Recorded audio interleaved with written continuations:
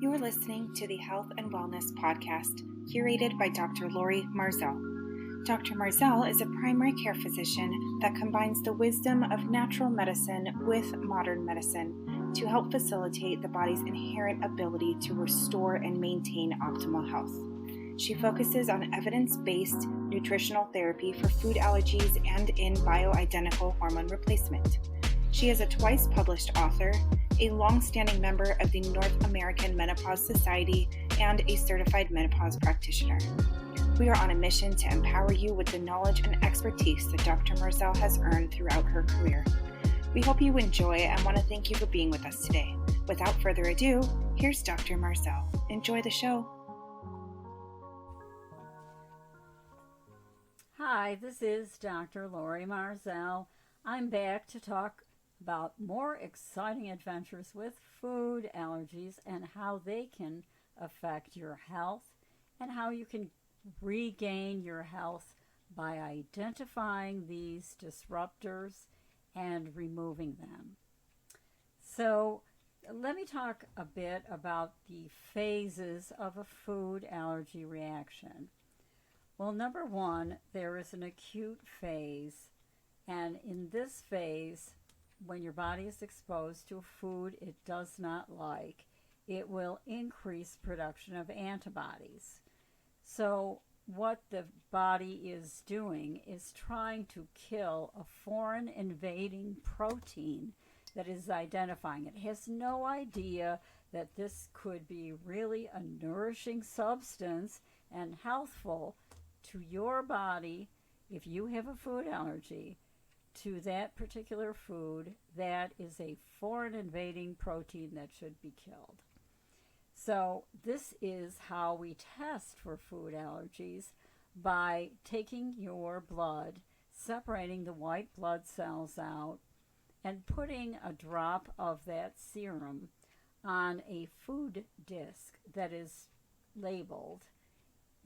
If your white blood cells sense that protein and look at it, and then that message goes to the nucleus and tells them, ooh, I don't like this. I recognize this protein. I don't like it. I must kill it.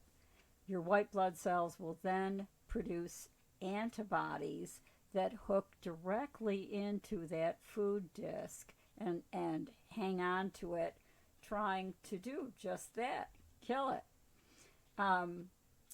When food allergy testing is done, they can measure the reaction of your white blood cells and see how many antibodies that are being produced. These are usually bar graphed out, so you get an idea of, maybe not every single antibody is counted, but you get an idea of the intensity of the reaction. This is really a great tool for people who want to see evidence. All those Boeing engineers and so on that need proof of things. And I'll tell you why a lot of people need evidence to be able to work with food allergies in just 1 second. But anyways, bar graphing out helps a lot because you can see certain foods that have barely any antibody production at all, and then you'll see some that are just off the page. Of course, that food is not very good for you. Now, why do people need evidence? Let me address that very quickly. Oftentimes, these foods produce an endorphin reaction. In other words, your body may be trying to kill this on one hand, but on the other hand, it's got an abnormal amount of endorphins raising in your system. The endorphins are happy hormones. They make you feel good. But this is a false good feeling. It is, it draws you to something that hurts you.